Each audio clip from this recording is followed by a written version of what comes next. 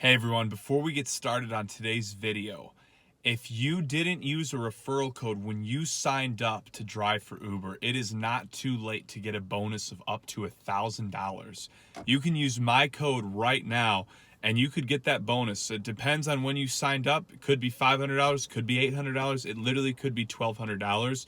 But you could literally just get that money right in your account just because you did give the rides then, but you didn't use a referral code. So real quick, here's how you do it. First, open your Uber driver app. Next, click the photo or the 3 lines in the corner.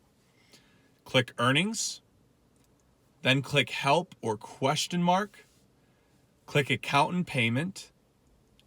Then referrals. Now this is the most important step. Make sure you don't mess this one up. Click invited driver, report my missing or incorrect referral. Then click send a message. Type in my invite code. It's G4QA5UE. Guess who your friend's name is? Mr. Gregory Wave. That's right, your homie for life. Phone number 815-847-0184. And the email is gregwave@yahoo.com. In the details, just say my good pal Greg referred me to drive for Uber or something like that, and they'll take care of you. So check it out, guys. Hey, what's going on, guys? Welcome to another episode of the Rideshare Hub. My name's Greg. What I'm doing for you guys today is I'm going to tell you guys how I scaled up from being just an Uber driver who's trying to be an actor to starting businesses and getting multiple streams of income to where I was generating a really, really nice income, so a 6-figure income. So it's been a long road. It took some time, but it's really, really doable. And the first thing I want to encourage you guys is just dream. Just take a second and just dream and think that you can actually do this, and think that there's a reason you're driving for Uber and Lyft, and there's a reason you were drawn to that opportunity. People like us that are doing things like this, we're looking for different outlets, for different things to invest our time into so that we can have time freedom and financial freedom. So I want to tell you guys about how I started from the day I was 21, just driving for Uber and Lyft, and I've scaled up over time to where I'm at now. And more importantly, I want to talk a lot about the networking skills that you can develop, or you probably already have from driving Uber and Lyft, that will get you to where you want to be. So make sure you listen tight. This is going to be a really dope episode. Before we get going, I just wanted to run you guys by PlayOctopus. PlayOctopus is a freaking incredible service. They're in 20 new markets right now. If you're in a major city, this is probably available. This is basically free money.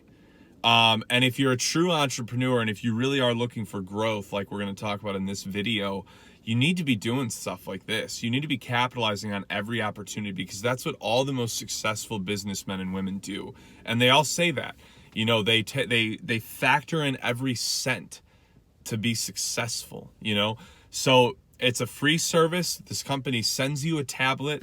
You mount it in your car, or keep it in the front seat and give it to customers if they want it, and ask for it back before the ride ends. Whatever you feel safest doing. As they play this game, you make money. It's the simplest way of saying it. And they send it to you for free. So my link's in the description. You guys need to hop on this. It's a no-brainer. It's explosive. I've seen more and more drivers with it. You don't want to be one of the drivers without it. So let's jump right into this video. So I don't want to go too much into what I do, because I've got, I think, a few videos out where I've talked about my businesses and what I do and how I really scaled up powerfully. I want to talk mostly into the networking that's required to do this. Uber and Lyft is an insanely powerful networking tool. I have been in sales for a long time, really since I was like 17.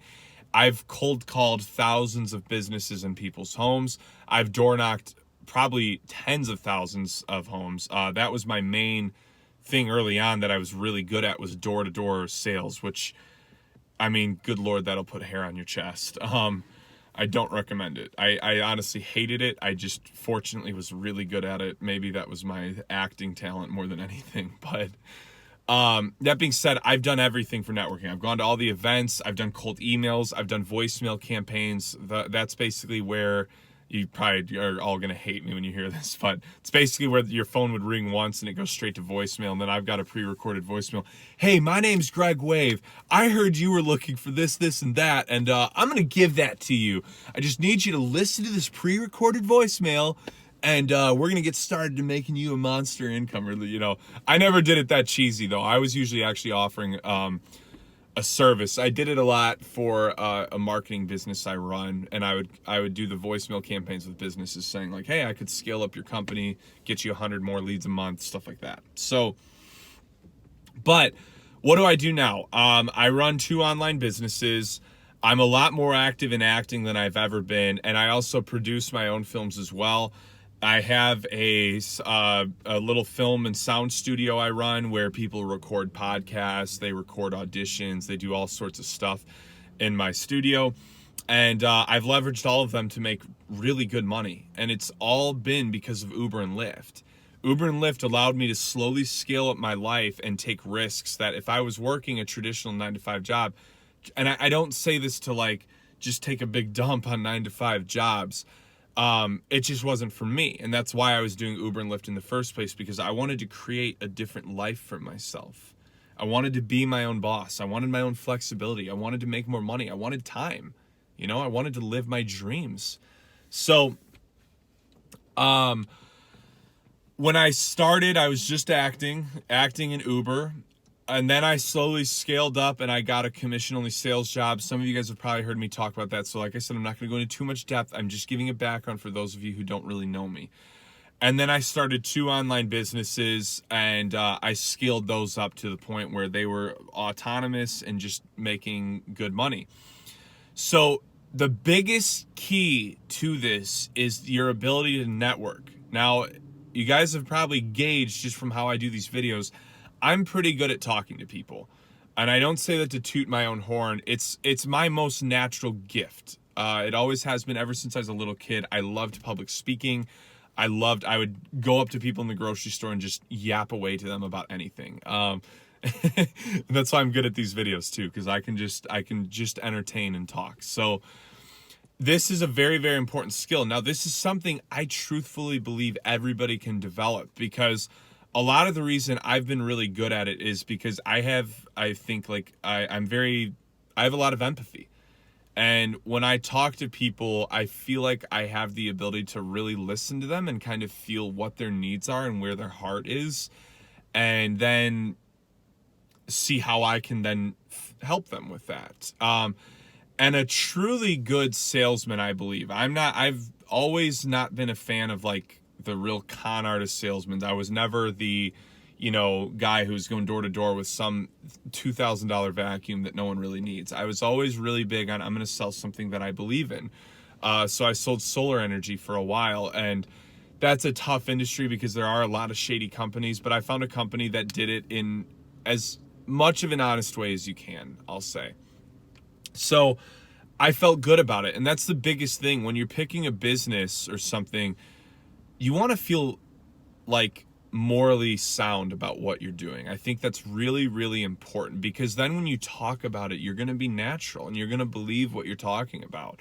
So when I started my marketing agency, I really believed this was something where I could provide a lot of value to business owners, because I'm like, hey, if I can make them more money per month, that's the goal, right? If I can generate them more leads per month, that's going to actually give them a lot of value. They're going to be happy with my services and not be looking at my contract and thinking, oh God, 3 more months, then I get this kid off my back. So to this day, the best client I have in my business is it's 2 people, but I met them through Uber and Lyft. It was a Lyft ride specifically. And it was a 35 minute ride. And here's the big thing is I rarely pitch from the get-go. Now, I might ask some questions that are kind of fishing a little bit. Really, what am I trying to get them to do, though? The whole goal is to get them to ask me what I do. I don't want to tell them what I do. I don't want to just bring it up, because that's going to be annoying to people and they're going to smell that out. You have to be genuine. You really do. Now, there's things you can do to guide the conversation, like I said, but the biggest thing is be genuine. Be really genuine. So in this example, We had a 35-minute ride. Now, these are the best ones because you get to really build reputation. They get to feel your vibe, and you get that trusting vibe. No one's going to feel that when you're out door knocking and cold calling. Everyone's annoyed. That's why the conversion rate is so low for door-to-door sales and cold calling. So when I was talking to them, we talked about movies. We talked about how I'd done some acting, and I like to bring up the acting because that's my passion. I do make money from acting, but mostly it's my passion.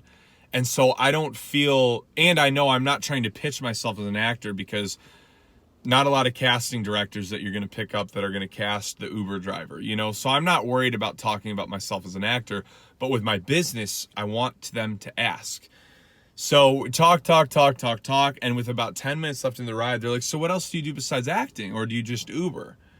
And I'm like, bam, that's what I was looking for. And I said, oh, okay. And what I do is I like to kind of downplay what I do.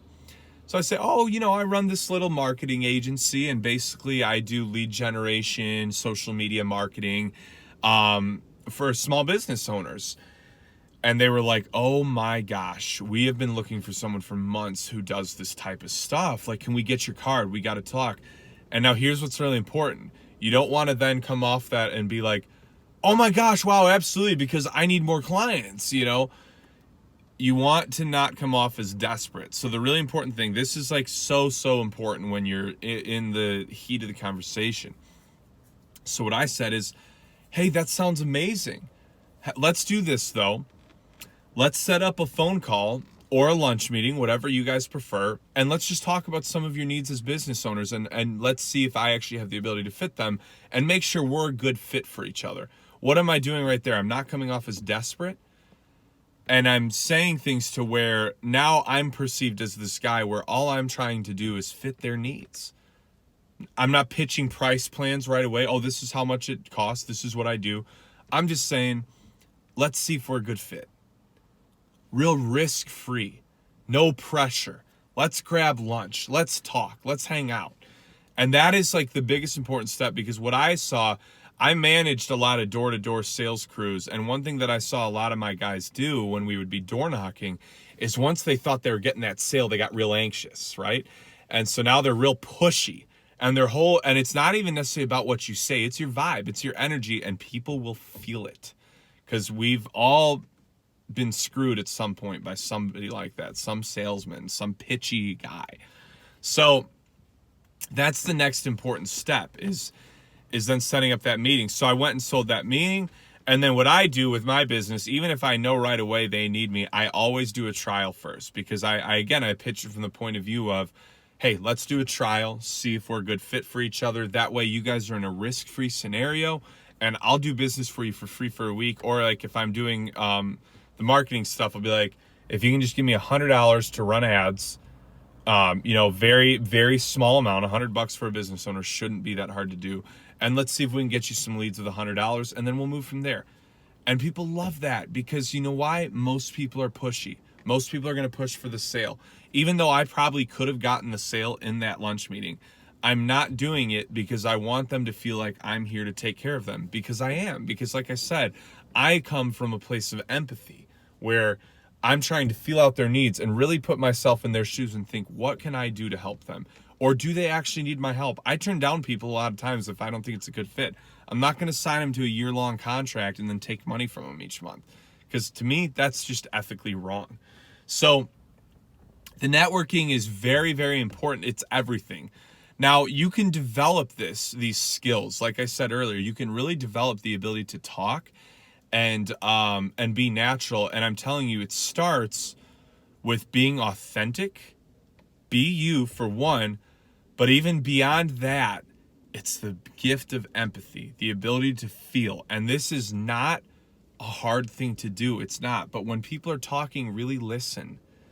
Like, really try and hear them out. Really try and hear where they're coming from, and try and put them first. Try and think how you can put their needs before yours. So don't be thinking right away, how much money can I make off them? Be thinking right away, what are some things in my business that I can do that can provide a lot of value for them?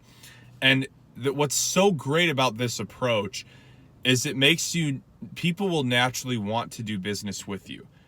And so if people are on the fence and they're like, yeah, you know, that sounds like it could be a good fit, what I do is I say, hey, you know what, rather than doing that, let me send you an email, just a little bit about what I do with a link to my website. And tell you what, I'll even throw in some data from a similar business owner. Now, obviously, if you're new, you're not going to be able to do this. But once you've had a few clients, what I do is then I'm like, let me throw in some data from some business owners that I worked with that own a similar business like you, and you can see what results they got. You know, and then I send them a screen capture from my computer of a campaign I ran for someone and how many leads I got them. And it's a real easy way to just have like a lot of natural flow, you know? So I think I'm going to cut the video off here. That's the base level of like networking and talking to people. Like I said, there's a funny thing that happens when you really care about people, where all of a sudden you're a lot more natural as you talk. And I was even like this as an Uber and Lyft driver. I always tried to put the customer first. Now, granted, I got ticked off a lot of times with people. I'm not acting like I'm some saint.